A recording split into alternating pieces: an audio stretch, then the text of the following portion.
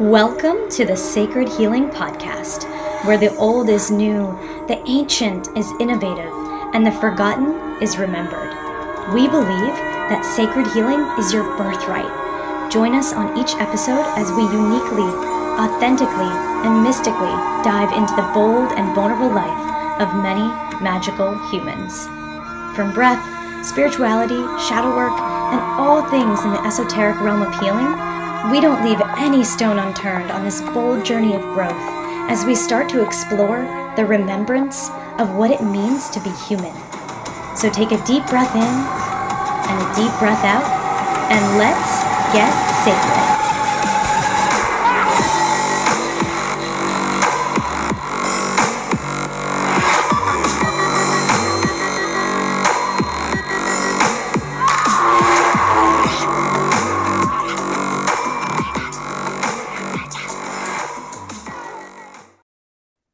Hello, sacred family. Today, I don't just have one guest. I've got two guests on the show, and this is the first time that I've had two people chatting with me. So there's three of us, and there's lots of energy, and I'm really, really excited.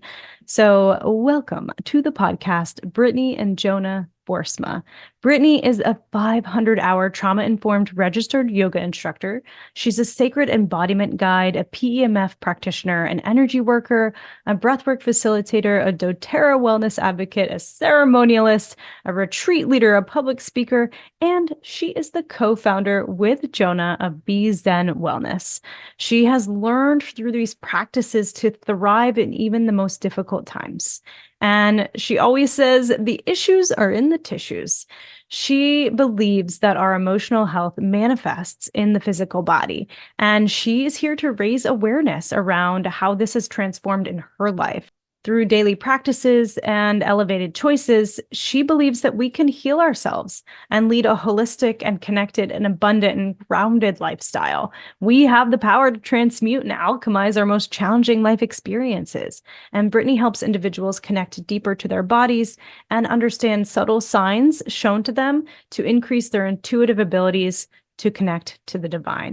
In addition to all this, Brittany chats with us today about some really vulnerable topics, including her journey battling breast cancer and her journey through IVF. So really two topics that are so near and dear to a lot of women's hearts.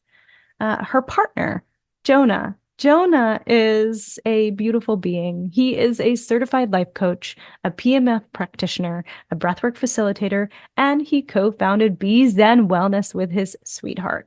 As a personal development aficionado, Jonah has spent decades learning about the mind-body connection, the law of attraction, and different pillars of well-being and coaching. This devotion to personal growth, paired with his experience in business management, mentorship, and public speaking, has led him down the path of supporting others as they strive to achieve growth in their own lives. He believes that the human brain is the most powerful tool in the world. The concepts he has learned and applied from his trainings to his own life have given him a great sense of ways he can help others to heal from their past and to live the life of their dreams. He strives to aid others on a path to fulfill their greatest potential, and he continues to work with his own evolution so that he can commit even more to the betterment of our world through his service to others. So that was a lot, but this couple is really a powerhouse couple, and I absolutely love talking to them. And you'll notice that Jonah really holds space for Brittany in all the most beautiful ways, and they allow each other time to reflect and speak, and they take turns, and they're just a really wonderful embodiment of what it means to hold space for your partner. So not only are we talking about all these intense topics, but also they're bringing the medicine and just being who they are. So welcome to the show, Jonah and Brittany, and everyone, please enjoy this powerful and potent episode. Oh my goodness. Okay. Just dropping in before we get started with maybe a few breaths. Inhaling and exhale. And one more like that. Inhale. And exhale.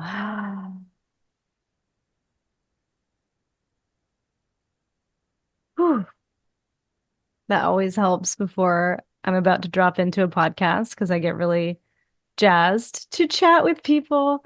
So welcome, sacred humans, to the Sacred Healing Podcast. Today, I am thrilled to welcome Brittany and Jonah Boersma to the show. They are medicine people. And together they've created BZen Wellness, which hosts a variety of holistic healing services. And we're going to get into all of that. But we met at a ceremony at the beautiful Shine Sedona in Arizona, where you guys were doing an embodiment ceremony with cacao and deep meditation and yogic embodiment movement. And it was absolutely beautiful. Everything that I needed at that moment in time before I was heading into 5 days of, ceremonial practices. It was so grounding. And it was really my introduction to you guys and your magic. And I had no idea who you were. I signed up just like on a whim because I trust Anahata and she was singing praises. And so I'm just so glad that I showed up to that ceremony because then we got to, hang out for 5 days after that and really kind of weave together in a beautiful space. And there was a lot of magic. And so welcome to the Sacred Healing Podcast. I'm really excited to have you guys and thanks for coming on the show. Thank you so much. Yeah, absolutely. And we're going to dive deep into all the things, but I really want to set the stage for people in how you guys met and then also kind of how you guys started to cultivate the creation of BZen Wellness and kind of what that looked like for you. And I don't know anything about this story, so I'm really excited. We were just wee babies. I was 17 and originally living in Grants Pass, Oregon, and that's actually Jonah's hometown as well. But he was living in Eugene, Oregon, and I went up to Eugene to check out the college and check out the university because that's where I was considering going for school. And our friend introduced us. So I actually had a boyfriend at the time, but I was like, oh, Jonah's so cute. I loved his vibe. We hung out. And just a couple of months later, he moved back to Grants Pass and he was going through some of his own family stuff at the time. And my friend said, hey, you should go say hi to Jonah. And he was working at Dutch Bros Coffee at the time. So I drove through and I got his number. Oh my God, you did a coffee drive-through. I love this story. Oh my gosh. Okay, so hearing that perspective, Brittany, which I love. Jonah, what was going through your side of it when you met Brittany? Were you kind of feeling those vibes too? When I first met Brittany, our friend Ashley had brought her over to my apartment and we had a great time. We had a great night. There was a couple other ladies that Ashley brought with her. But I wasn't really looking for anything at the time. I was a hot 19-year-old stud muffin looking for, the older ladies. I'm like in the college scene. And even though I wasn't attending university at the time, so it wasn't really on my mind. But ironically, when I moved back to Grants Pass, I was very upset about being back in our hometown because I was just so convinced I would never find love in that place. And then, one day Brittany came through, got my number, and I was like, yeah, why not? She was a lot of fun to hang out with. And we hung out a couple of times. And then she finally asked me out on our first date, which was her senior prom. Whoa. Oh my gosh. We'll cut right to it. Right?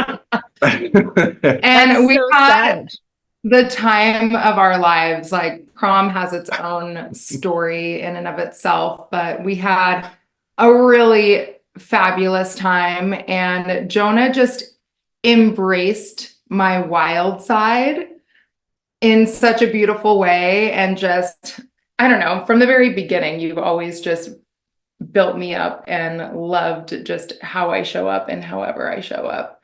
So that's what really hooked me. And he also played hard to get. So that was really helpful. Sneaky. I like that. Well, thank you for the backdrop, because you guys met so long ago. That's amazing. And I'm sure you've seen many, many iterations and versions of each other. And the fact that you still decide every single day to wake up and show up for each other is really cool. And I think that's, I think it's rare. I think it's rare that you find that type of commitment to love. So I appreciate hearing that. And I love the backstory. So, so then in that, obviously you guys have gone through this journey together and come to a place where you said, hey, we want to create something that's going to serve the collective. And so you've created BZen Wellness. And how did that come to fruition? What was the process behind that? Well, I found my love for yoga in college. I did end up going to the University of Oregon, and Jonah and I maintained a long distance relationship for the first 2.5 years. And I was going through major depression and anxiety, even to the extent my doctor up there in Eugene had prescribed me some antidepressants. They didn't work. And I found yoga. I found yoga at the university and just took it for credit. And I remember fast forwarding to when I was doing my yoga teacher training 10 years ago.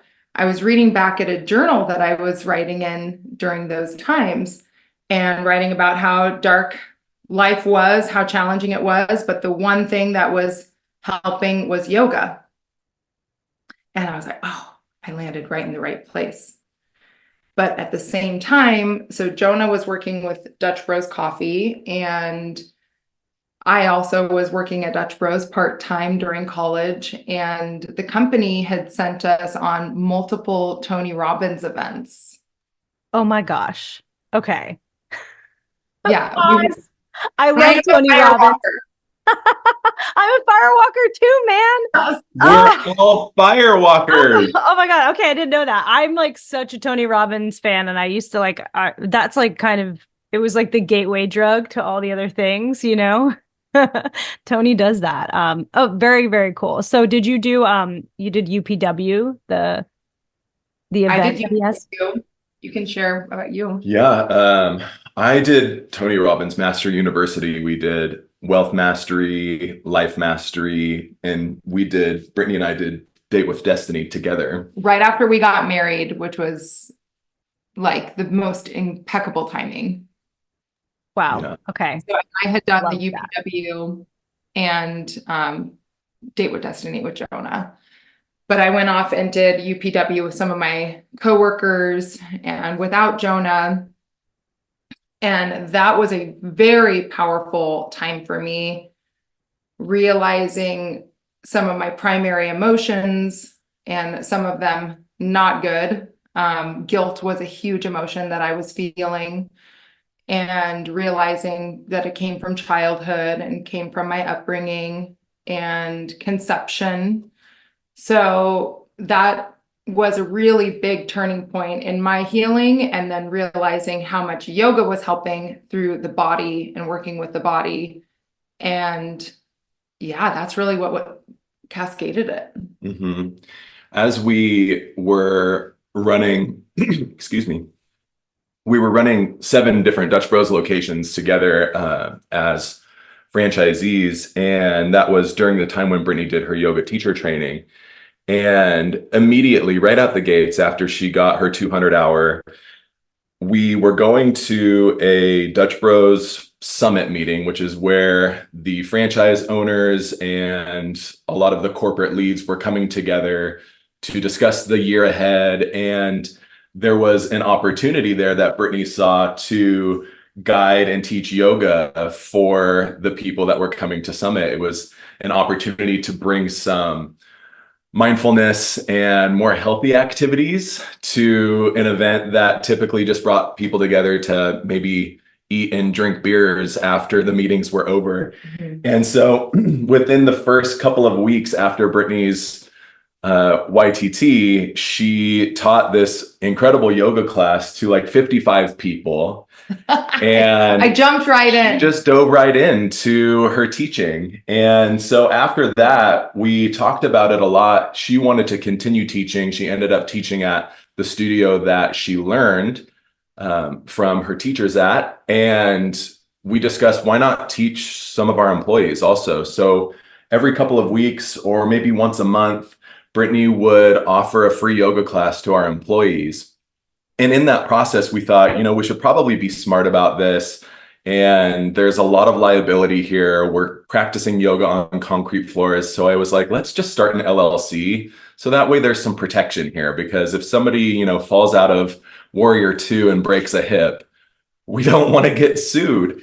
And so we started BZen Wellness LLC from this space of Brittany just wanting to teach people. And from there, it really kind of took off as a passion for Britt. And I started getting into yoga after Brittany did her YTT. I was really had adverse feelings towards it because she was always teaching at a hot studio. And I thought that sounded like torture. But once I did it, I fell in love with it too. And it was so impactful for me in a lot of different ways. And so for her to be able to bring that to our business and to our employees just felt really aligned and really important, because we could have a different type of impact on people in that way. And so fast forward, we ended up selling our franchise of Dutch Bros Coffee back to the company. And that was in 2018. And at that time, Brittany just went all in on BZen Wellness, and creative juices started flowing. She started really putting out a lot of content in terms of weekly newsletter, a couple of ebooks. She had, really gotten into essential oils, which I absolutely love. I'm just like such a scent person. Anytime something smells good, I'm so drawn to it. And so I started falling in love with all of these things that Brittany was bringing to my attention. And that kind of cascaded us into really developing BZen Wellness into something a little bit more tangible and making offerings to people, which are really beneficial, really helpful, really healing. And it's just evolved since then. Yeah, and we got to host our first retreat. One of our good friends, her name's Tanya, she lived in Nicaragua at the time. And I had just finished my yoga teacher training, and she reached out and asked if I wanted to host a retreat in Nicaragua. And I'm like, yes, of course I do. So just a year after my YTT, we hosted our first international retreat. So each year we've hosted a retreat in different locations. And that's where I have found the most impact, I would say. Retreats for me and Jonah, like going to Tony Robbins, when you take days out of your life to focus on your growth, you're really able to look at your life from this bird's eye view and make major change. So I've gotten to witness so much growth in the people that have come. I've had repeat clients who have come on the retreats, and the retreats have been really, really powerful. Mm-hmm. Hello, sacred humans. Quickly, I want to share with you something I've added into my daily rituals that has me buzzing, and that is Rise Mushroom Coffee. Rise entered my life through my Instagram algorithm that obviously knows what products I like, and I gave it a try, and just wow, it has amazingly delicious flavor. Not only this, they also have a mushroom matcha powder. Mind blown. And they're filled with superfoods and super mushrooms. What I like about Rise is that they use 100% organic ingredients, and their mushroom farms are located in California. If you've always wanted to try mushroom coffee but haven't yet pulled the trigger, this is your moment. And there is zero risk because they have a 30-day money-back guarantee. So if you're interested in the deliciousness of Rise mushroom elixirs, head to the show notes and you will find a link for 20% off your first order. Or simply use the discount code Jessica, all caps, at checkout. That's JESSICA, all caps, at checkout. And now, let's get back to our amazing episode of the SEIKRID Healing Podcast. Yeah. Okay.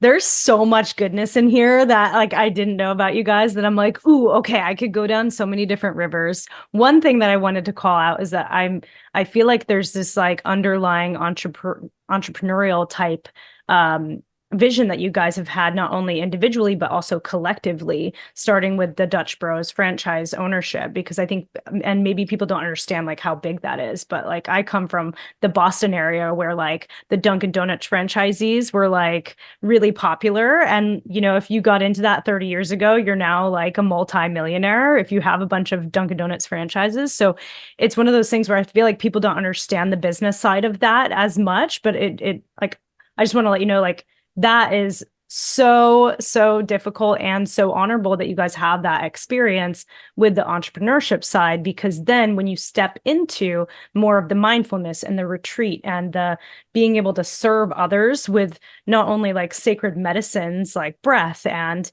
PEMF, which we'll get into, in other modalities, but it really brings in that grounding business mindset as well to be able to really serve people in a way that feels guided and also sets a container. So appreciating that background and that experience. And also my husband and I own a coffee company, so I double appreciate all of the Dutch Bros. And Jonah, you mentioned scents, like being really attracted to scents. And so when you're talking about essential oils, but like coffee is also like this beautiful scent, like you can smell the aroma of it. And it's something that like my husband and I, every single morning, we get up and it's a ritual. We drink coffee together in front of a fire and we sit and we talk. And like, that's our before he goes to work scenario. And so it's like, it's all about the sense. It's all about community and conversation and bringing people together. And then cut to like you loving the scent of essential oils too. So that's, I feel like you have a good nose. Her nose is definitely better than mine, but yeah, I mean, I can totally appreciate how we can anchor in the feeling of an experience and bring that into ritual, like you're saying with coffee, you know, sitting in front of a fire with your husband, sipping your morning coffee, and the aromas from that delicious beverage. It anchors in this feeling of connection and whatever it is that you're bringing into that space. And so essential oils have become such a big part of our rituals. Also, just before this call, we were both sniffing on this blend from dōTERRA called Sunny Citrus. It's grapefruit, orange peel, and peppermint. And it's just like this invigorating smell to get us prepared for something like this, right? Waking up our senses. So I, I really appreciate the way our body can just create these experiences for ourselves and how we can anchor in feelings and experiences through something like the smell of an essential oil or the smell of your cup of joe. Absolutely. And I guess this kind of like brings this into sacred partnership and sacred relationship and what that means for you guys, because you've kind of been intermingling between business and love and on creation and doing new things together and innovation, but also you've been together for a really long time. So I'll start with you, Brittany. What does sacred relationship and sacred partnership mean for you? And what is that in like your embodiment life? And even in the little mundane moments, what does that mean for you guys?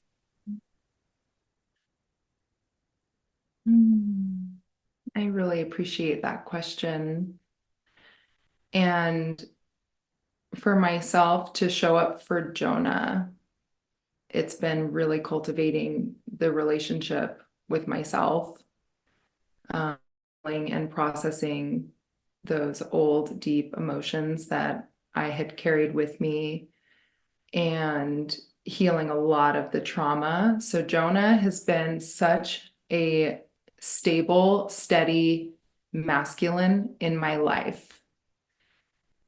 The most stable and steady masculine I've ever experienced. And he has shown up for me again and again through just me ripping open and really working on healing from a lot of the trauma that I had experienced.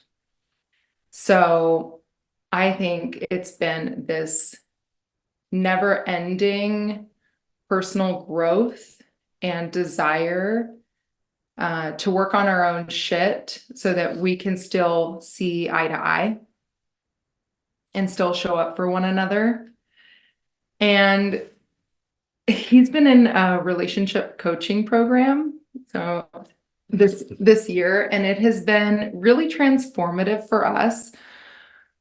But I don't know. I all of the love languages, like just coming into coherence together, holding one another, touching one another, looking into each other's eyes, sharing a kiss, that has been so sacred to me. And how well Jonah knows me and knows my family history, and really just, you see me. And that's been the most sacred. And I think also we've shared some of the deepest, darkest things together and experiences. And like I said, when Jonah was in Grants Pass, he came back to Grants Pass, and that is where we met. And his dad was going through an illness at the time. And so his dad had ALS. And I was there with him through that whole process, and traveling back from Eugene, and there with him on the weekends. Whenever we could be together, I was there, and there with his family. And that really created so many roots in our relationship, being with the whole family during that process. So I think the sacredness and sacred relationship happens in the mud. It happens in the shit. It happens in the difficulties, and how we show up for each other and how we hold one another. And then I've had my own fair share, like I've mentioned, and Jonah has still shown up for me. It's long-winded, but It's beautiful. Thank you for sharing that. And Jonah, I'm curious what your kind of words would be for sacred relationship, sacred partnership, and also this course that you're going through. How has that changed for you, and what's morphed? I can really, a lot of what Brittany said resonates so deeply with me, because we have gone through so many challenges. And like you said, we've been together for such a long time. We were just kids, it seems like, when we got together. Of course, at that time, I thought I was king of the world and had it all figured out, as a lot of young adults do. that's why you were so hot. Thank you. Still are. But, I think it's so important in a relationship to feel a sense of safety with one another, feel as though that you are seen, feel like you have a person there that can soothe you and nurture you when you need it, but someone that's also there to challenge you and be a support for you through the challenges. And there is this concept in my mind that everything we do is choice. Everything we do is a decision that we make. We're not always conscious that we're making decisions at all times, but to show up in partnership, in relationship, and continue to choose somebody is what makes it so sacred to me.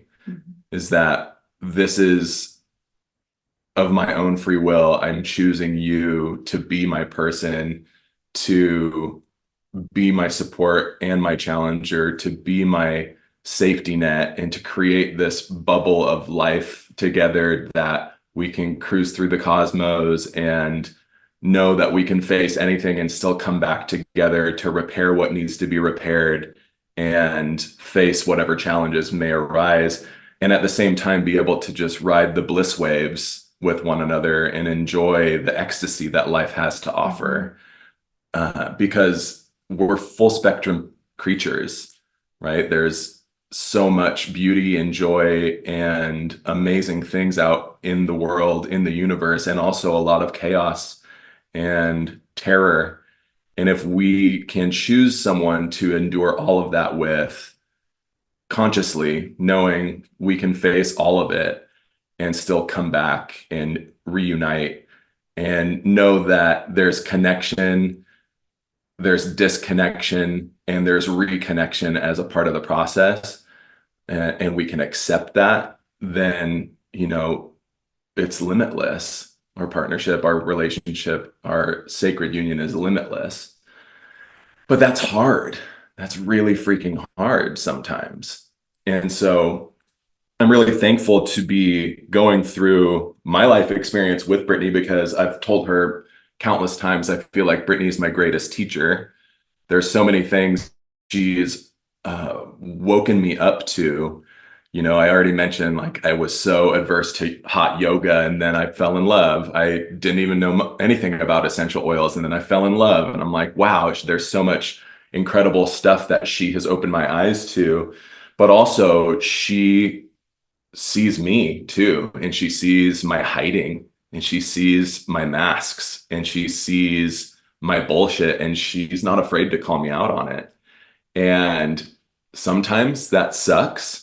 Because you can run, but you can't hide. It seems like it's easier to just, hide the parts you don't want to be seen, and, not let your shadow side be revealed. But when you have someone that sees it all and is actively showing up to love all of those parts also, even though it's challenging, like, it can't get better than that. And so, we have gone through a lot of really crazy experiences together, and a lot of challenge through those experiences, a lot of really deep personal growth that occurred for both of us that maybe wouldn't have been as profound if we didn't have, each other to lean on in those moments. The course that I'm in right now has been really helpful for me in just how I can communicate better with her, and helping me to really gain a more impactful understanding in our partnership. And, I think that there's a statistic, I don't know if this is completely accurate, but it's about our communication, and it's that only about 15% of what we communicate is actually understood as the truth. It's actually understood as, like, perceived the way it's intended, which means every time we talk to each other, there is our own stories that we create about what we're saying. And I'm just learning so much right now about how to better understand my partner and anyone I'm in relationship, really, my friends, my clients. And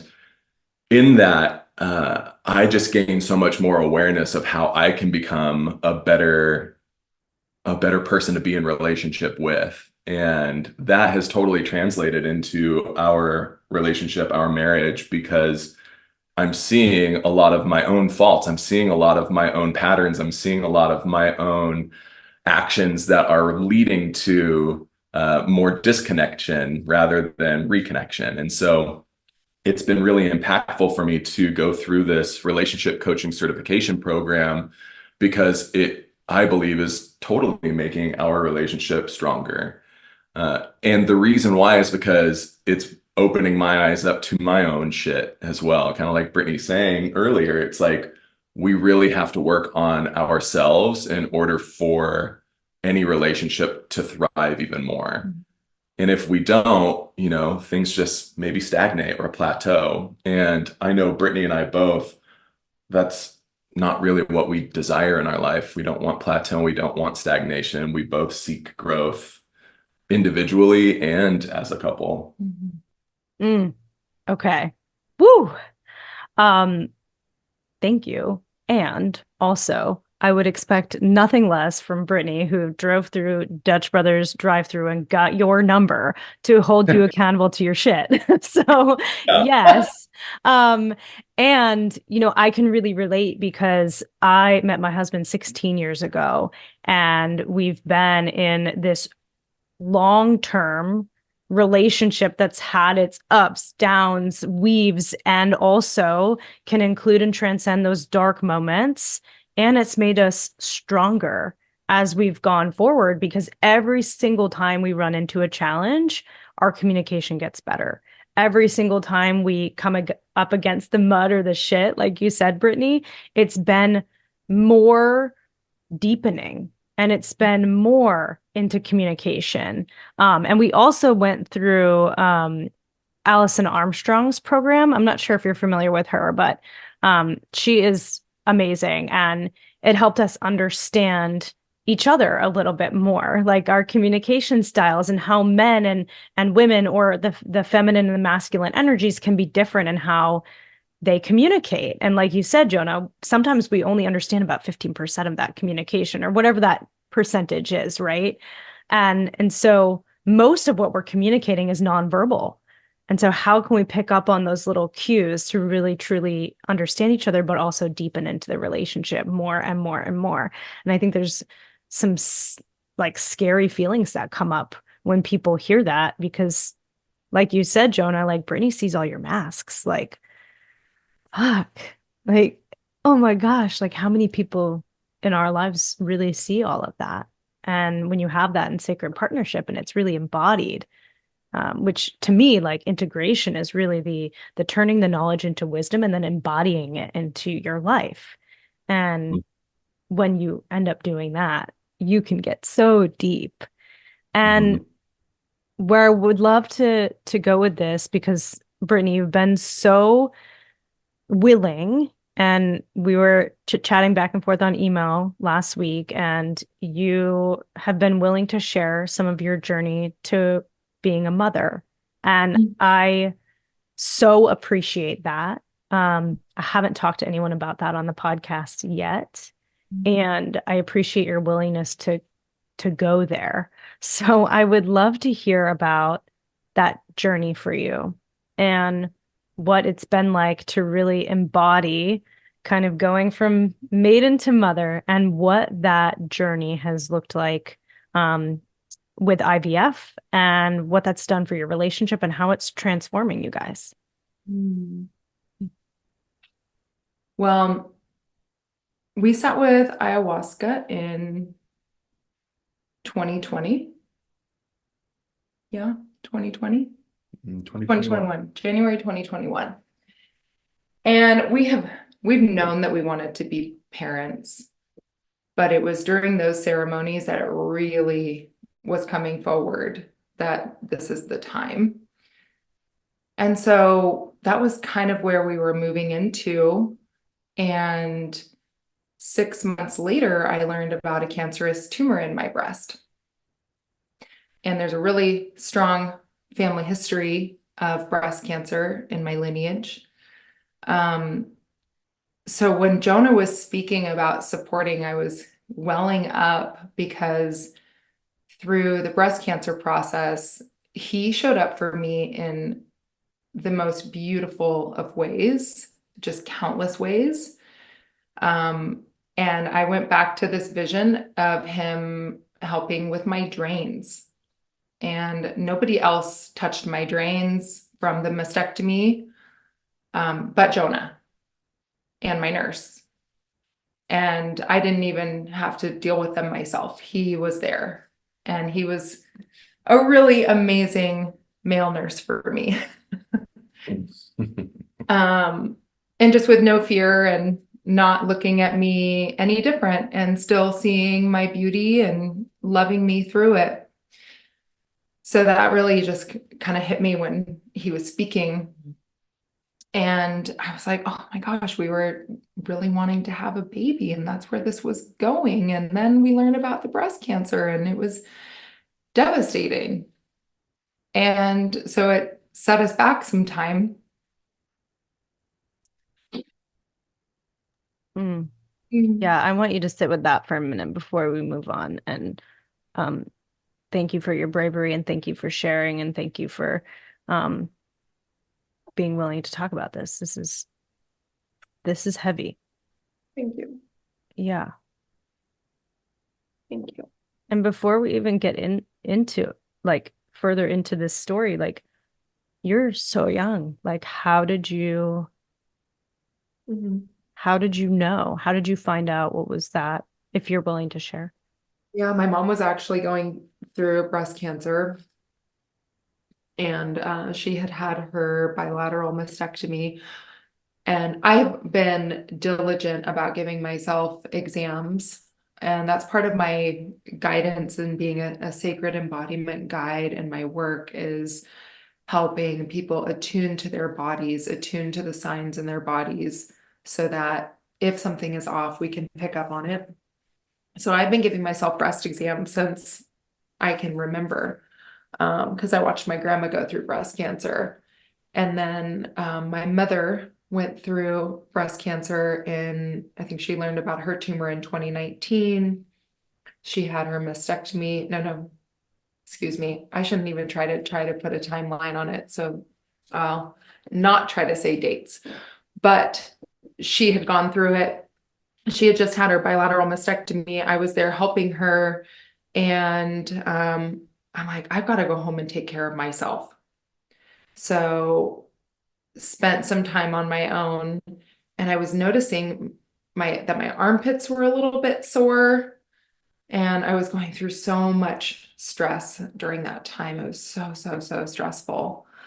And it's like, oh, I feel something in my breast. I feel something there, I think. And just also, am I getting in my own head, because it's been right in front of me?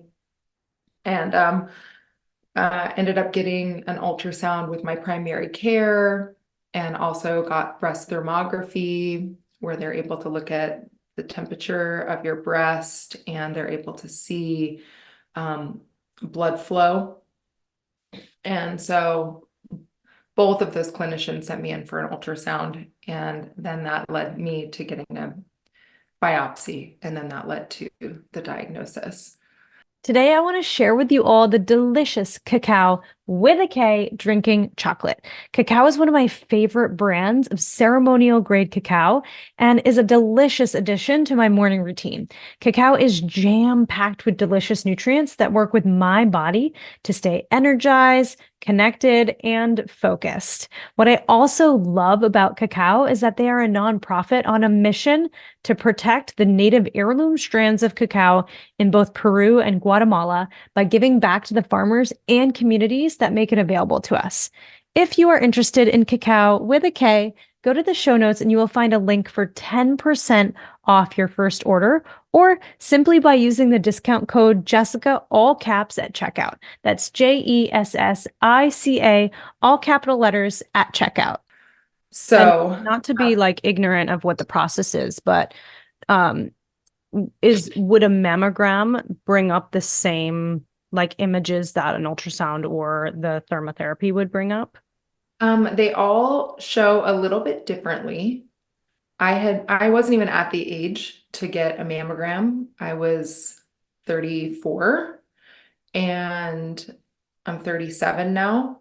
So I wasn't even at the age to get a mammogram, and I didn't want mammograms. There is a little bit of radiation that occurs when you get the scan, and I'm like, oh, I don't want the extra radiation. So let's just see what I can get with an ultrasound. The doctors did want to give me a mammogram, and the ultrasound picked up on it. The ultrasound doesn't always pick up the details that a mammogram would.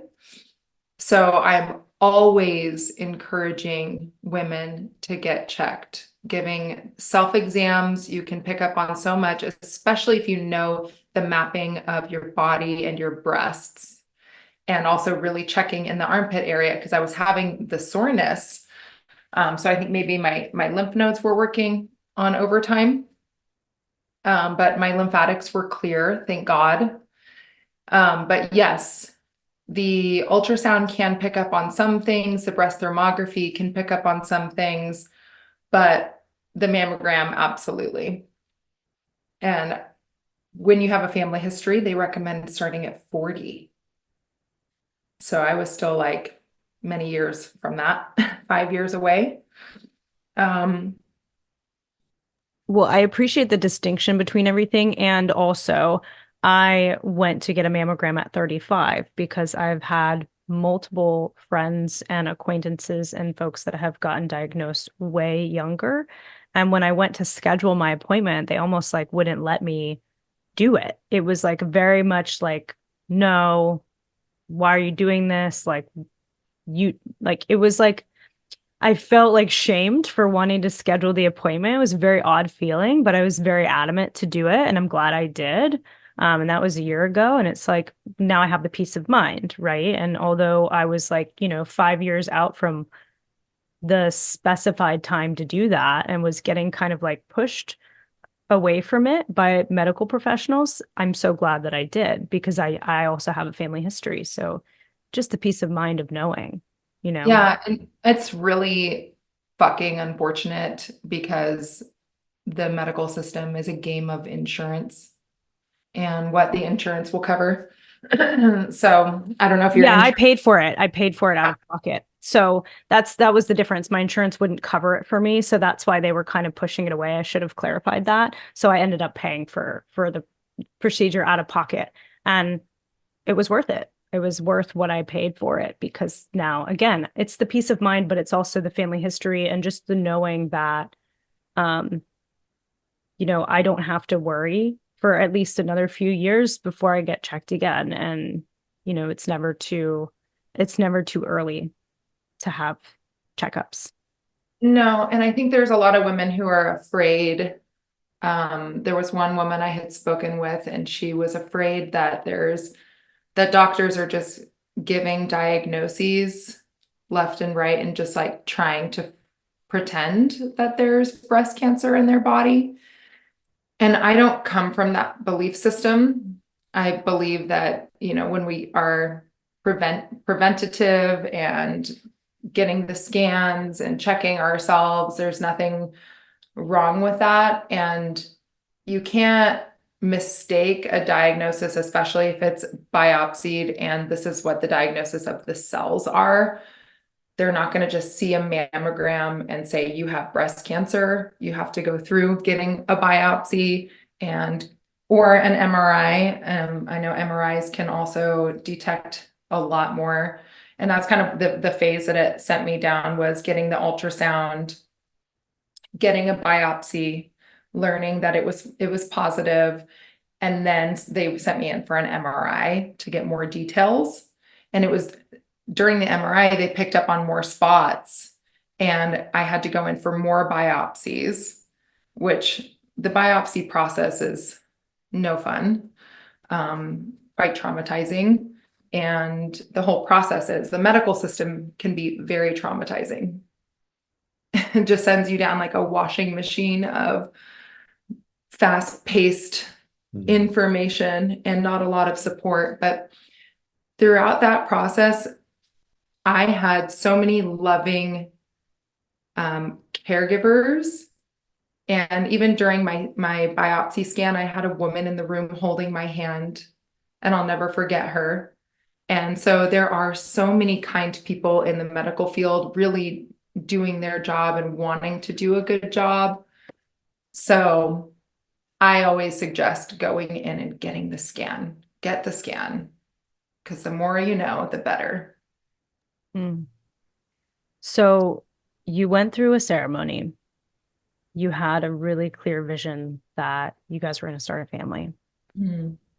Then you go through this huge diagnosis.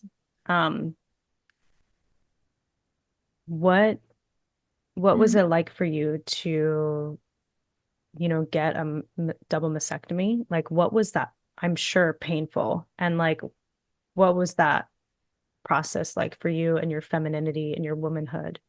And like, to me, you're such a powerful woman. Like, you stand in your power and your presence, and it comes through in a Zoom and it comes through in person. And so I would have never guessed that you had all this, and you've done so much work on yourself. So it's clear that you've been able to release and sweep out some of those blockages and those traumas. But what was that double mastectomy like for you? Because that seems like it's so much of a profound and physical change, physiologically as well. Well, I'm still working with it because when you cut into your body, there are scars.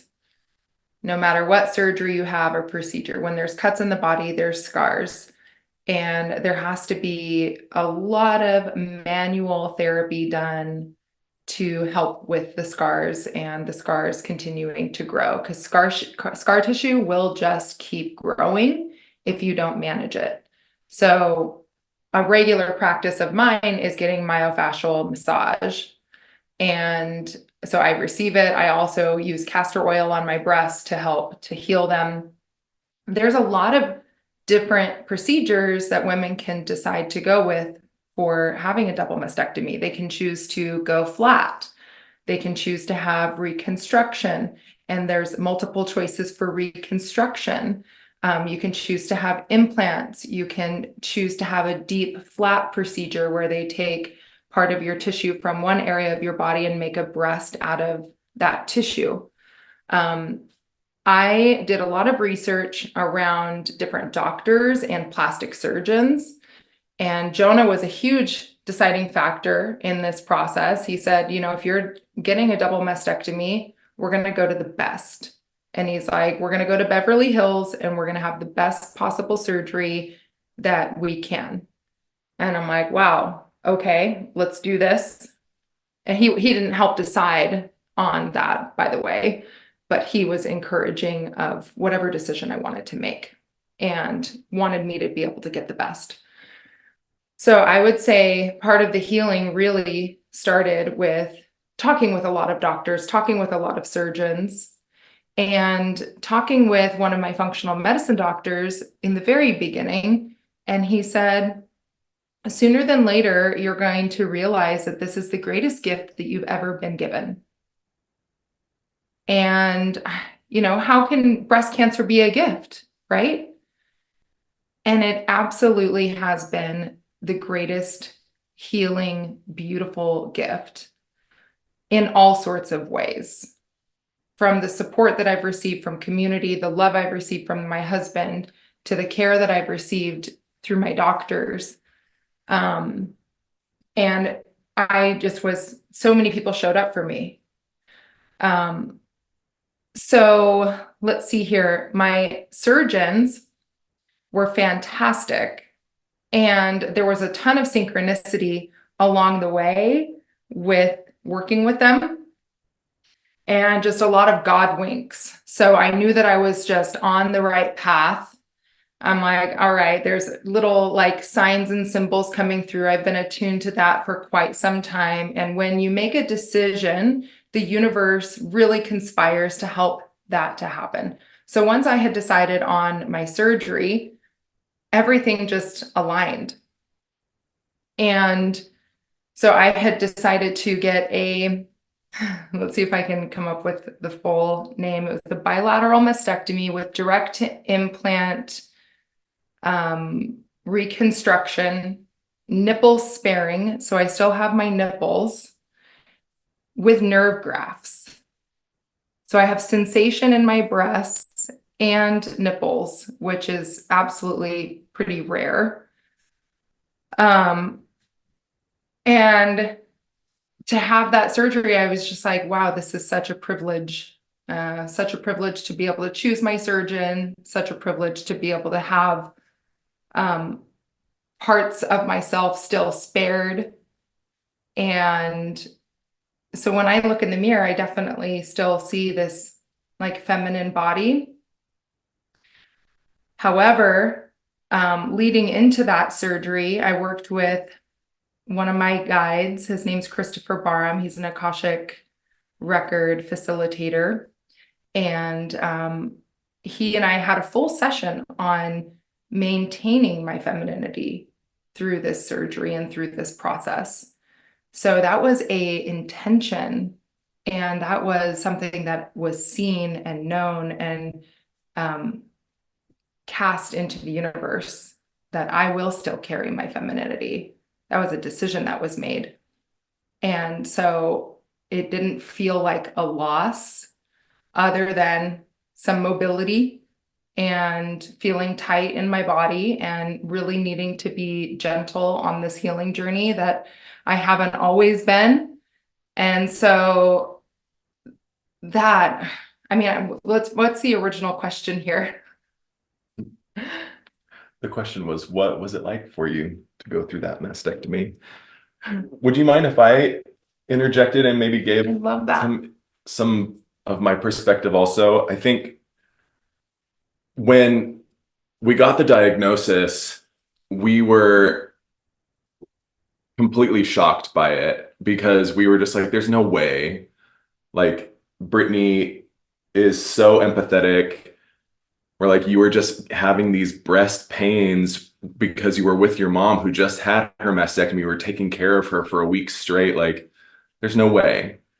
And so it was this complete shock. And our naturopath was the first person to call us with the diagnosis, or after we received the diagnosis. And she basically just warned us. She said, all right, now it's time to get ready for the washing machine of the medical system.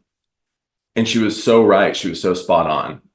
We spent a couple of months researching and meeting with different doctors, and that process was pretty grueling because it felt like so many of them just had such a doomsday outlook on things. It was very matter of fact and very statistical. And so there was a lot of emotions that we had to reconcile. There was a lot to process through that. And when we were going through this process of research and Brittany leading up to making a decision, there was a lot of grief. Mm-hmm. There was a lot of grief that we both were going through.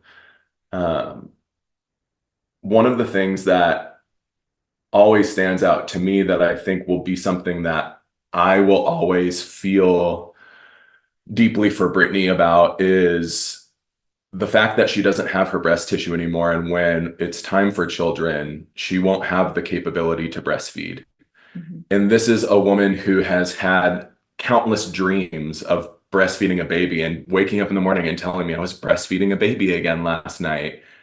And so I feel like there is going to be some degree of grief for some time to come. And the process leading up to that surgery, it was like the anticipation of this grief of like losing a part of your body. It's so hard for me to even fathom because I've never gone through anything like that. But it was very much like that was very much a piece of that journey, was grieving this loss, right? And I do think that Brittany was so intentional with her choices, and working with Christopher in having and creating this intention of maintaining femininity. She also went through this process of welcoming her implants into her body when she came out of surgery, and was like, had this ceremony in and of itself after surgery of like, welcome to my body. You are a part of me now. These are my breasts. And it was so incredible for me to hold space and care for Brittany for that first few weeks after the double mastectomy surgery, because she was such a trooper. Like, she had so much joy and so much like almost like an excitement for the change. It was kind of like, wow, holy shit, whoa. She was just kind of like in awe at times. And it was not always a pretty sight with the drains and the bruising and all of that, but she had such a positive outlook of it through that healing process. And with that came, a bit of a roller coaster of emotion, because grief would come back in at times, and then gratitude would come in. And it was such a roller coaster, it feels like to me, of just ups and downs and just processing such a massive change. Well, and what led with the roller coaster is one of the doctors who we were consulting with She was in Portland, which is just a 2-hour drive from Eugene. She said, okay, are you going to freeze your eggs? Have you thought about that? And I said, yes, I've been talking about this, but nobody has referred us to a fertility clinic. Part of the treatment plan is not only the surgery. I didn't have to do chemo or radiation, thank goodness. We caught it early enough, but there is a hormone blocking medication that they suggest called tamoxifen. And the tamoxifen can affect fertility.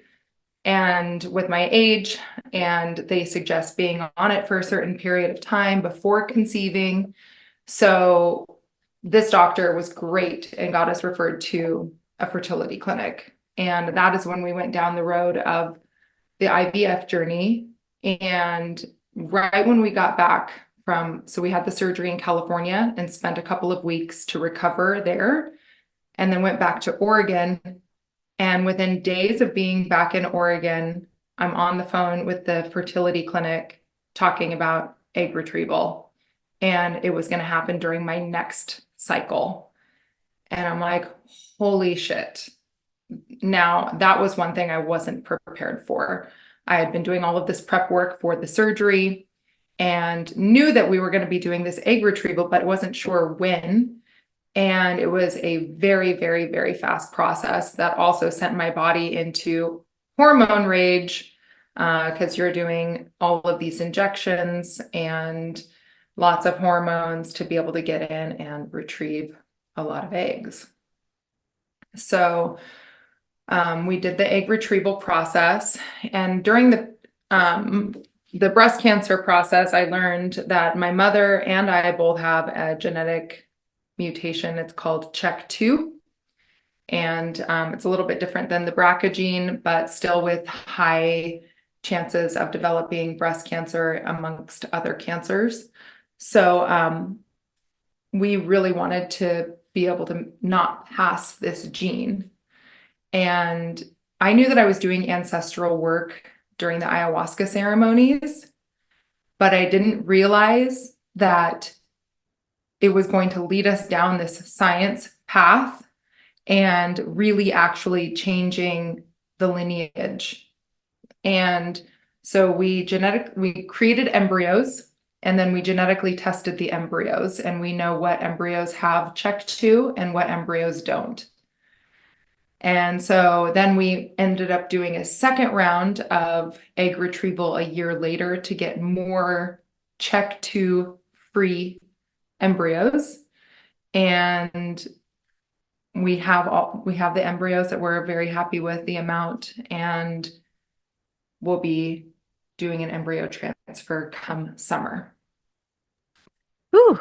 Yay. Oh my gosh. Okay. Congratulations. Thanks for staying with us.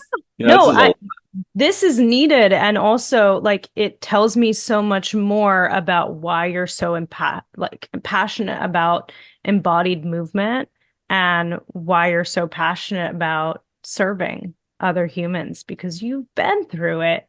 Not only, we talked about getting in the mud and going through challenging relationship, but like personally for you, Brittany, and then Jonah, for you to watch and hold space is, oh my gosh, you guys, that's like out of control. And then also for you to hold this new higher vision, not only for your body and the new form that it's taken, which is beautiful, and also becoming a mother. So what is the process for embryo transfer? Like what is that? And what is the process for that? And is that invasive? More invasive? I actually don't know a ton about that. So I'm curious. The most invasive is the egg retrieval. Okay. And there's a lot of hormone manipulation to get the ovaries to a size large enough so they can go in and get the eggs. And you go under a twilight anesthesia during that when they go in and retrieve the eggs.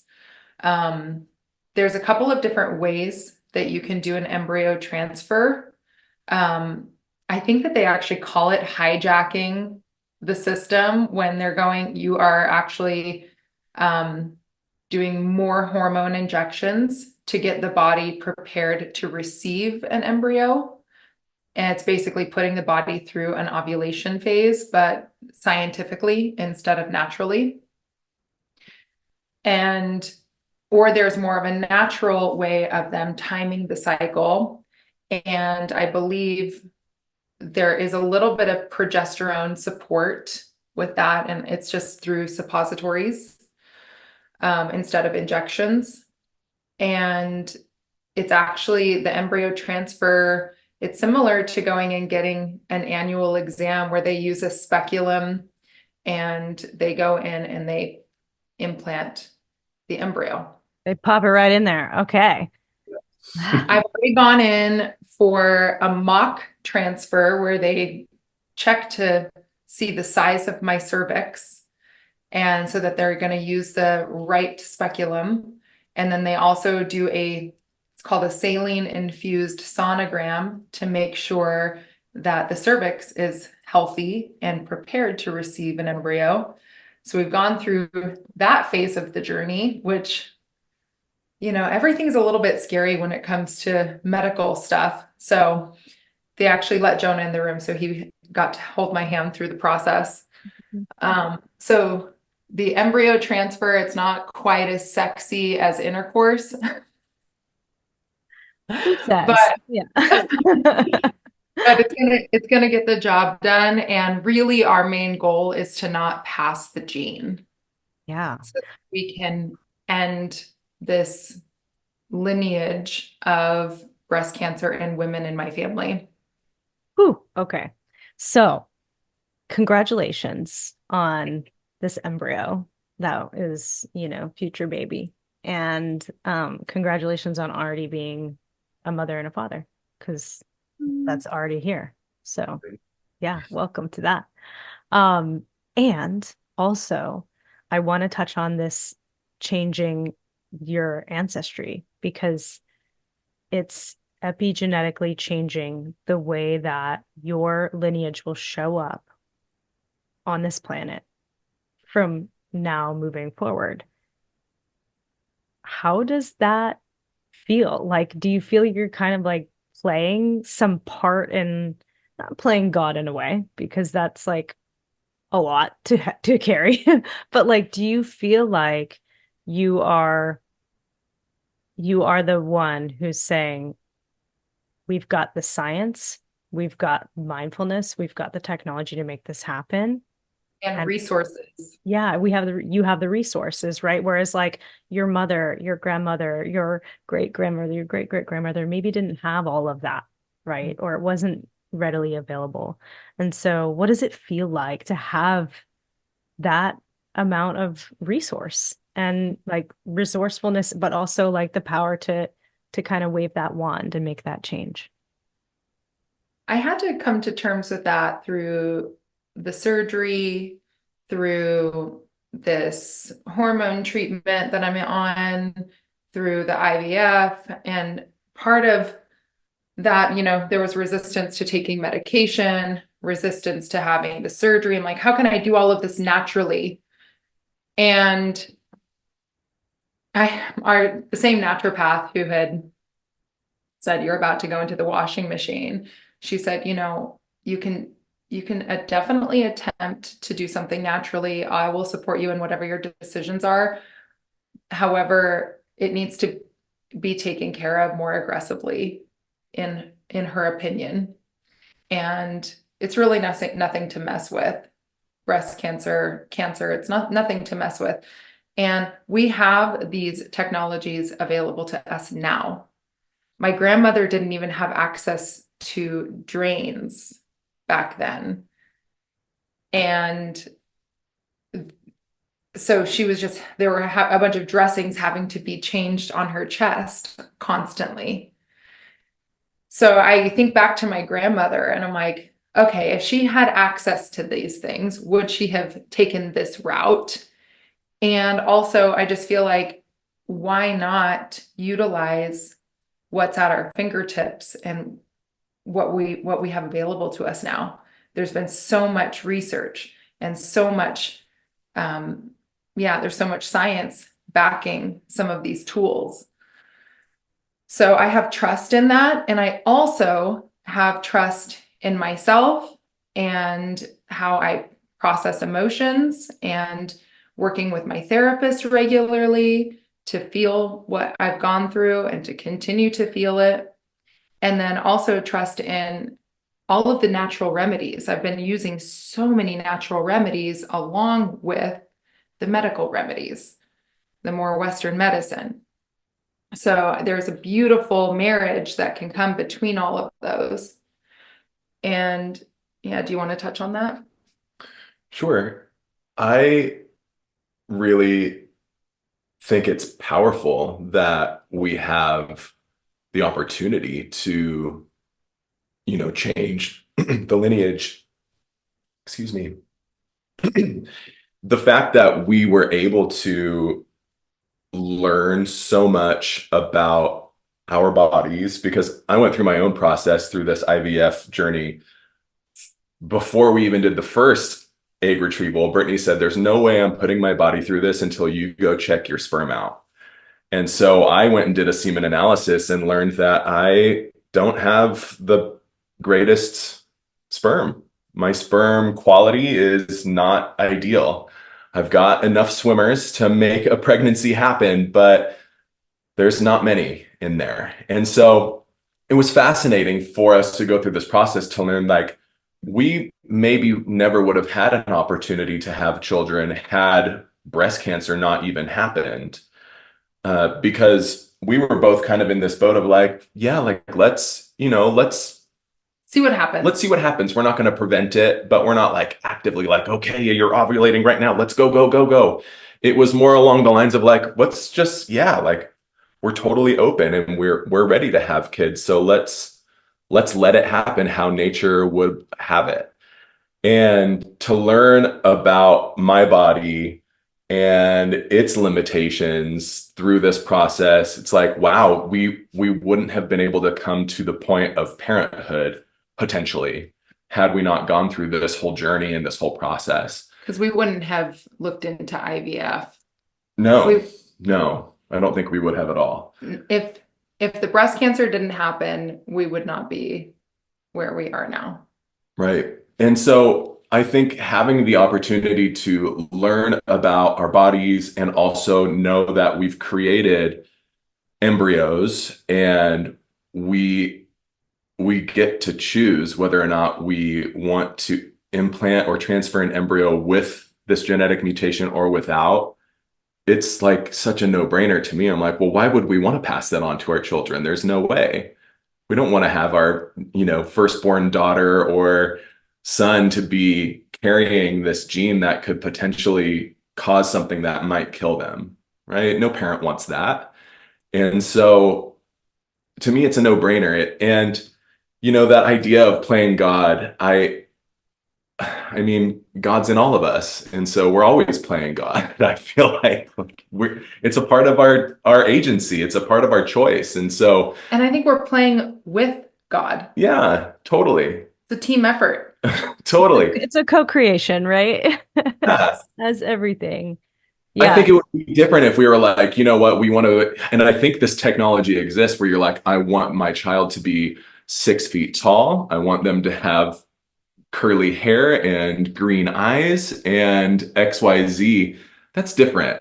This is to me, it's kind of like a means of potential survival and not about aesthetics or something trivial, right? It's like, that feels more like life and death.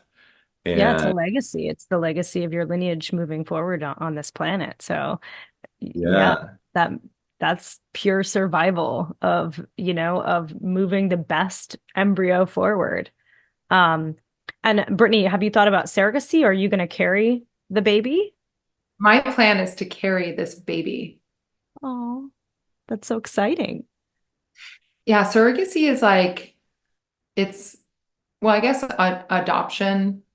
Well, there's just kind of steps in the process. You attempt to carry, and then you can look, surrogacy it's so complicated and expensive.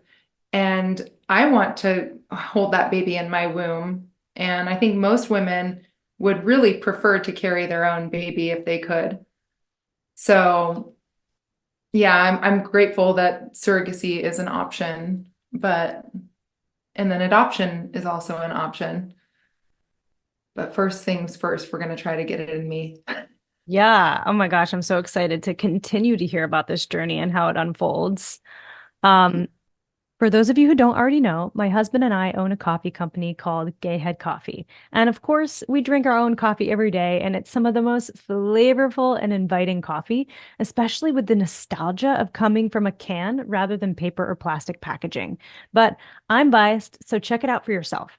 If you're interested, head over to the show notes where you will find a link to order your coffee today from gayheadcoffee.com. That's GAYHEADCOFFEE.com.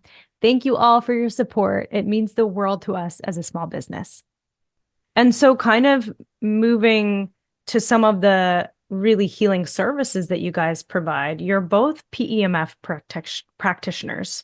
PEMF practitioners. Wow, that was like Peter Piper picked a peck of pickled peppers for me.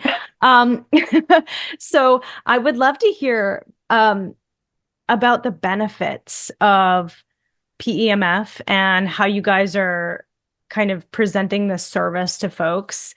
I think I know what it is, but I don't quite know, like there's always that. So I would love for you guys to explain what you do, and maybe let's start with what that stands for so that the listeners who have no idea what we're talking about right now can understand kind of what PEMF stands for, and then what are the benefits of this type of therapy.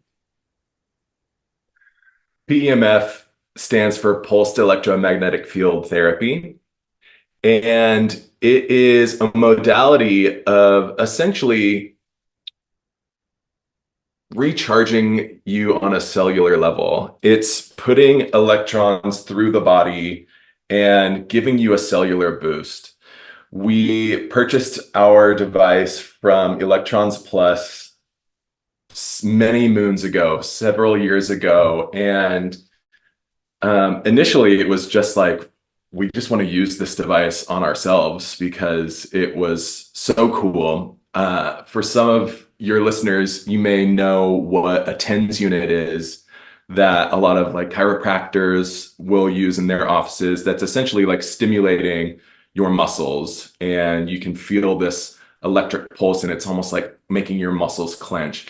It was a similar sensation when we first tried it. It was like our fingers were bouncing kind of uncontrollably, or our muscles were twitching uncontrollably with the pulse of this electromagnetic field that our friend Kiki was applying to us. And it was such a rad sensation. And the benefits that came from it were a lot of reduced inflammation, detoxification, and really just cellular repair. And pain reduction too. Totally. So there have been so many instances where, I have had really crap form while I'm weight training and will kind of tweak a muscle in my shoulders or my neck. And Brittany will use that machine on me and do pulse electromagnetic field therapy and just work some of that tension and some of that inflammation out where I'm not really sitting in so much pain.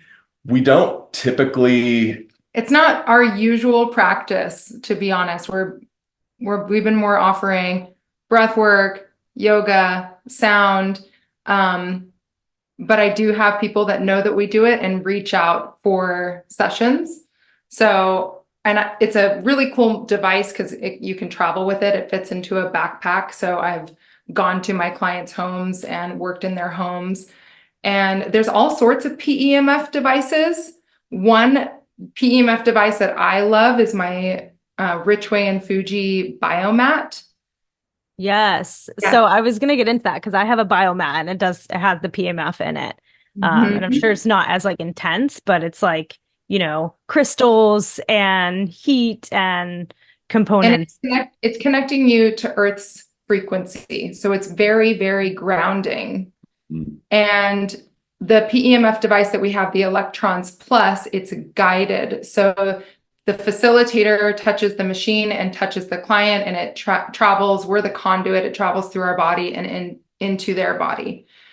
Machine like the biomat, it's very passive, so you can plug it in and just lay on it and receive. So any one-on-ones that I give in our sanctuary space, whether it's energy work or breath work, ceremony, they're always receiving on the biomat.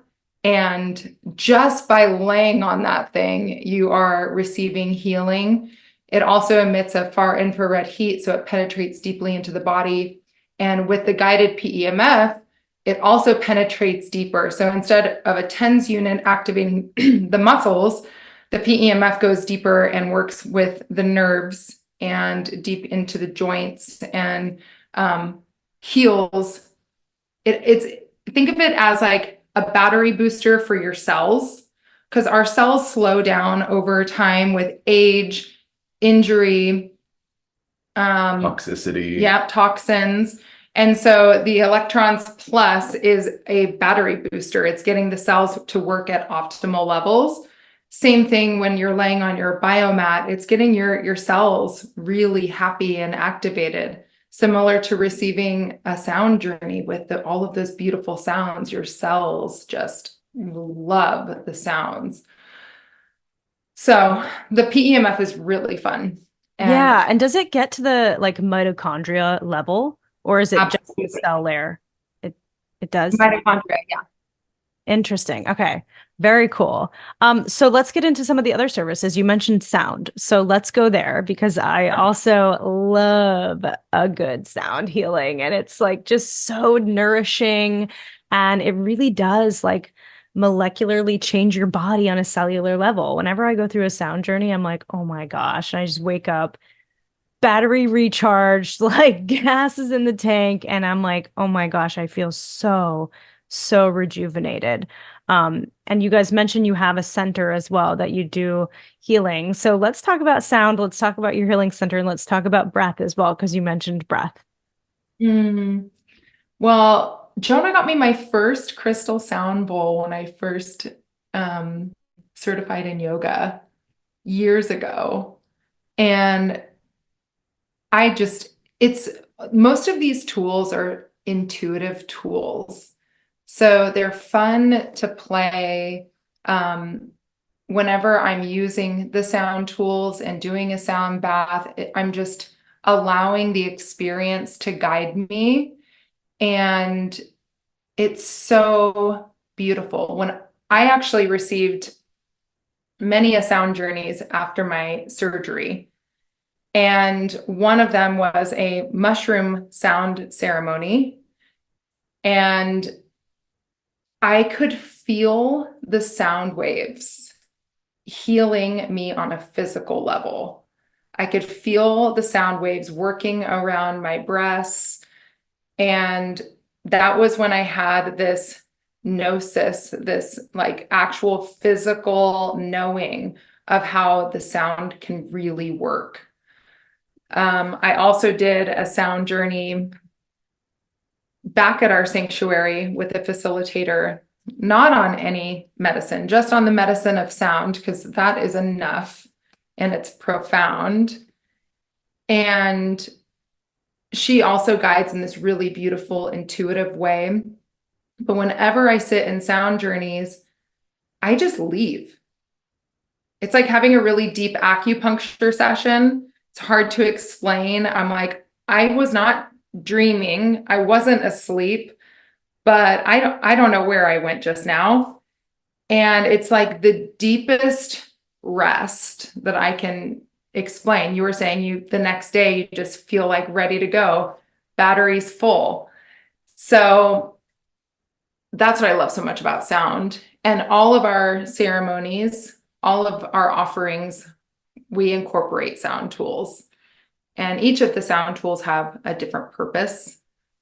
So depending on what the person's working on or how we're being guided, we'll use different tools for different reasons.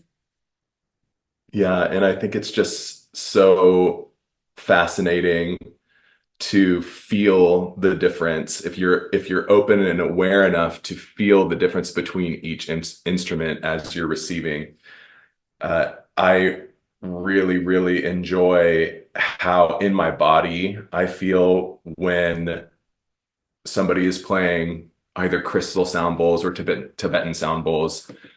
The vibrations that they create like bring me right into my body. And sometimes it's in my solar plexus, sometimes it's my feet, sometimes I'm feeling it right at my third eye, versus maybe some chimes where it kind of takes me out of my body and takes me into this like angelic kind of celestial realm of possibility, versus a gong that just like shakes me to my core and it just fills the room with incredible power. And so to me, the fascination lies within like how each different instrument has its own unique properties and capabilities and what's possible for how they can benefit people. The gong, I think, is my favorite. Yeah, they each emit a different frequency and vibration out into the atmosphere that also impacts you on a physical level, but also like Brittany, you were saying, you're like, I don't know where I went. Like it's astral, right? Like you're like, I'm in the cosmos right now. I don't know where I am, but you always come back home after a sound journey. And you're like, wow, okay, something just changed. It was almost like a recalibration of sorts. It's a tuning. So. And there's so many like amazing instruments, so many different instruments that you can utilize for benefiting our bodies, benefiting our livelihood. And I feel like, in our sanctuary space, we're running out of room because we just keep collecting so many incredible little instruments that we just love. So my sessions lately, it's been so beautiful because the IVF journey has brought in women into my life that are going through that process, but also women that are becoming a mother. And so I've gotten to host blessing way ceremonies of women who are about to have their baby and they're stepping in from maiden to mother and able to speak their fears out into the space, and create a real ceremony around the mother, because we have baby showers all about the babies, getting the baby gifts and whatnot, but it's not always as thoughtful and intentional and ceremonial. So the blessing way is this beautiful opportunity to invite the mother to share and for her to really feel into this rite of passage. And so the sound tools, also the babies in the womb love sound tools. Oh my gosh. It was so cool. So I got to do a blessing way ceremony recently and a sound journey for a woman who has also gone through breast cancer. So this process that I've gone through has brought so many individuals my way that I've gotten to support. So it's been this really beautiful full circle moment of connection and being able to share some of my own healing journey and some of the tools that have really helped me. Because to be honest, all we really need to do is rest our nervous systems. And however it gets us there, like just use the tools. And the sound tools are a really powerful way to just rest deeply. And I love connecting with these women the next day, seeing how they're feeling. I'm just feeling so wonderful. I'm, way less tired. I have more energy, more vibrancy. And then we also offer the breathwork ceremonies, and the breath is amazing. And I know you also facilitate breath. And throughout the breath work, we're also using scent, touch, sound, and through all of the experiences, we're offering that. Because I think that hands-on touch is so, so important with the Reiki that we both do. My hands are getting hot just talking about it. Adding in the aromatherapy, adding in the full sensorial experience so that the body can deeply rest and a person can just feel amazing. Mm. Okay. I feel like you're you're gonna have people listening to this that are like, where are you? Where can I find you? And how can I get to this sanctuary? But before we get to that, I actually want to touch on your recent trip to Africa. And I would love to hear just like, the pearls of wisdom that you gained from this recent trip. I've always wanted to go to Africa and like just feel the essence. Like it's one of the biggest places, like in terms of continents in our planet, on our planet. And it's got the most natural resources. And I've always wanted to feel like the essence of that land. And so I'm really curious how your trip was and what those pearls were, what lessons or knowledge that you took away from this trip. And if it was just like fun and play, that's cool too. Well, we got a pretty good variety while we were there. We went on this trip with my brother and sister and their spouses. So it was this siblings trip, which we've never done before. And one of the greatest things for me about that trip with them was that I don't think that we've collectively, the six of us, been in any environment where we were all just awestruck at the same time. And so that in and of itself was so impactful for me to just have this sense of awe and wonder shared with my people. We started our trip in Zimbabwe on safari, staying at this incredible lodge. And as we flew into Zimbabwe, there was zebras running on the runway and wildebeests roaming around. And we were just like, oh my gosh, they're everywhere. And it was so incredible to see the abundance of the wildlife as soon as we arrived in this rural area of Zimbabwe. And being able to sit in a place and have some of the most majestic creatures just cross your path was so overwhelming in that I haven't ever experienced such intense reverence for an animal like that before. I'll give a quick example. On one of our safari game drives, we were following the road and went around this corner and immediately stopped because there's this incredible herd of elephants.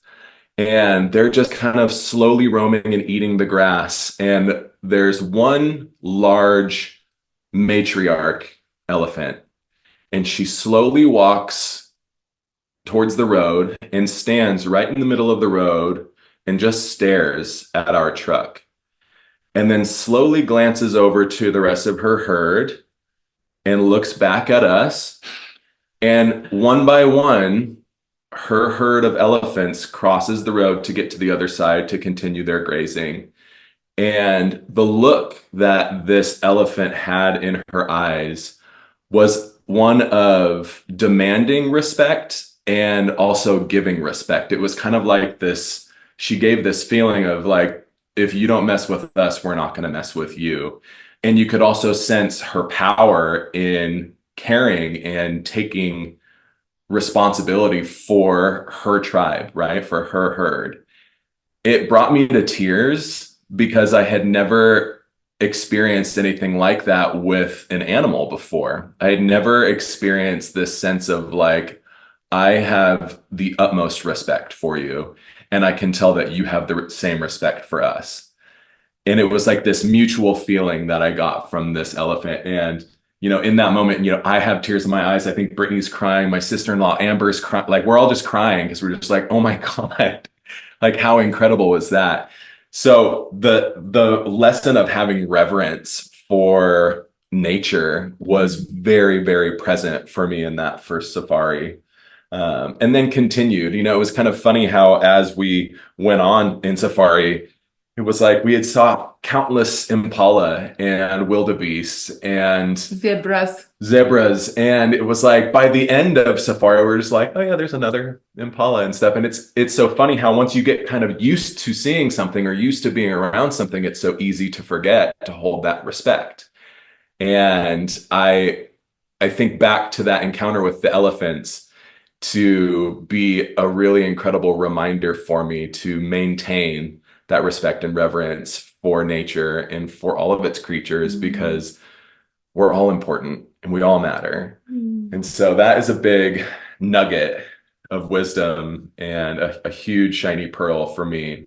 I don't want to hog though. I know you've got some good insights as well. We spent some time in South Africa in Cape Town, and we went to Robben Island where Nelson Mandela was imprisoned, and they held many political prisoners. So there was a lot of pain witnessed and felt on our trip. Racism is still very prevalent, and it wasn't until the 90s that apartheid was outlawed. So apartheid, where they're keeping people segregated by race. So the 90s, within our lifetime. And so race and apartheid, that was a big, big conversation when we were in South Africa, because it's still very relevant. And yet everybody that we came into contact with had so much love and so much beauty. We were witnessing so much perseverance, indomitable spirit, and just so much color. Like Africa has so much color, and I'm not even just speaking about skin, but there's color everywhere.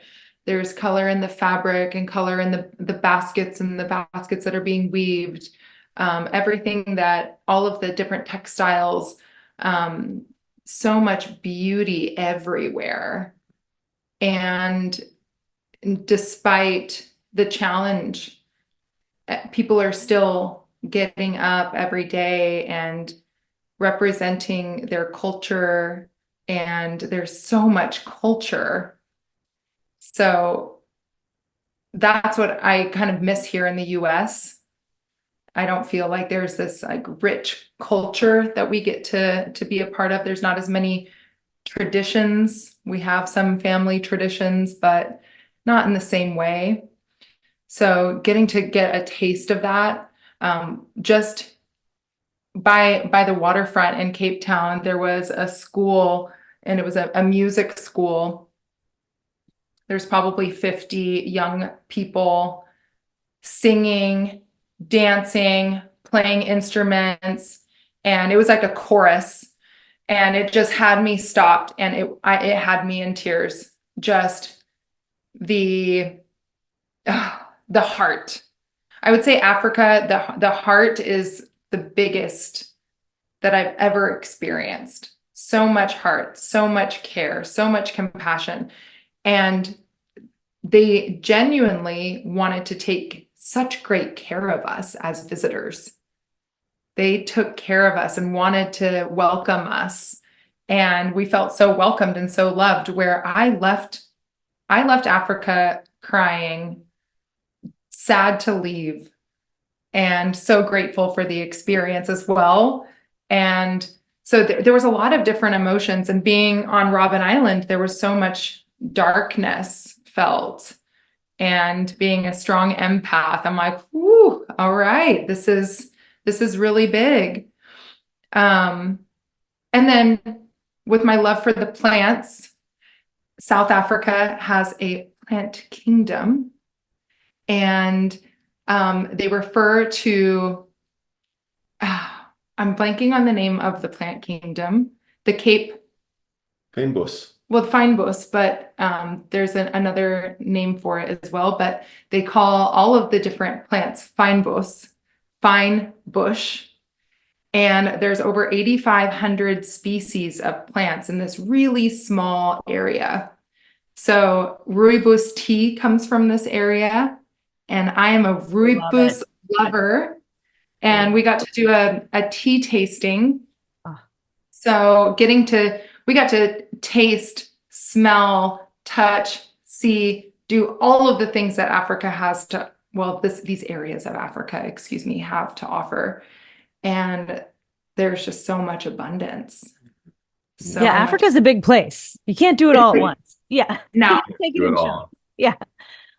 It reminds me of an experience I had recently, this past year, 2023, with Boyd Vardy, who is basically lion tracker. A lion tracker, yeah. But he's lived in South Africa and lived in South Africa for most of his life, and shared his home with lions and leopards and snakes and elephants, and was a lion tracker and literally followed the tracks of lions.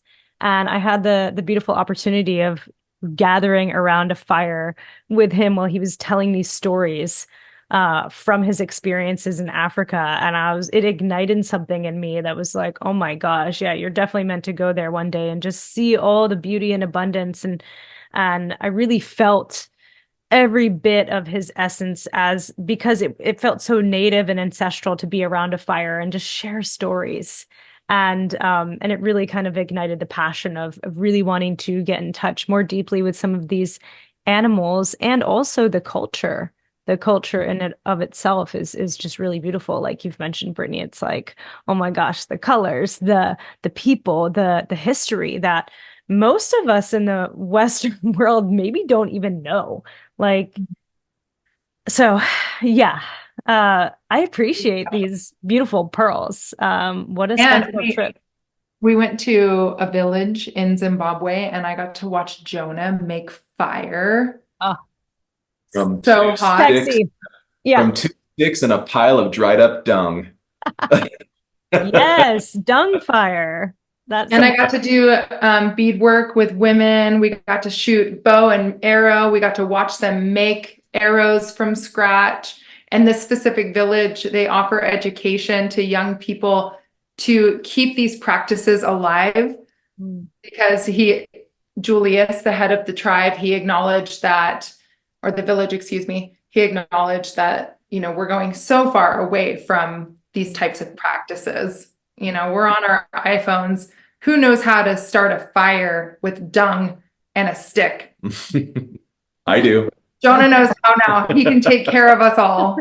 Oh my gosh. It's so tribal feeling to be able to start your own fire. I feel like, like we're so used to the beautiful amenities of, heat and all the things. And I feel like the fragility of our society these days is getting even more and more and more farther away from some of these ancient practices of survival. So that's so beautiful. Yeah, I appreciate that. I loved this conversation. Thank you guys so much. Where can people find you and your services? Where can people find your sanctuary? And if you can drop your social media and your website and where you're most active for all of the listeners to go and follow. So our website is bzenwellness.com, the letter B, the word Zen, wellness.com, and they can contact us through there. Our sanctuary is in Eugene, Oregon. We also travel. I'm not sure when this episode is going to be released, but we're about to take our breathwork facilitation to Boise, to Yoga Fort, which is a branch of Tree Fort Music Fest, and that's next month. So people can find us out in the world. And Jonah's Instagram is Jonah Boersma, and mine is Britt Boersma. Where else can they find us? And BZen Wellness has an Instagram page as well, at BZen Wellness, spelled the letter B, Zen Wellness. And we're pretty active there as well. Perfect. And I will link all of those things in the show notes so everyone can easily scroll down if you're on YouTube or on Spotify, wherever you're listening to this beautiful podcast, and you can click all those links to follow Brittany and Jonah and see where they're going next, because it looks like they're taking the show on the road. So I love that. Thank you for your vulnerability and just bringing the essence of all your lessons and learnings, and not being afraid to talk about the crunchy and the the mud and the challenging, but also talking about all the play and the joy and all the things that you guys get to create into the world together in this beautiful partnership and union. So I appreciate you guys so much, and until next time. Thank you. Thank you so guys. much.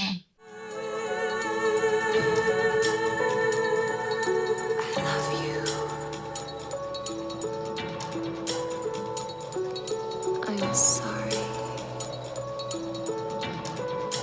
Please forgive me.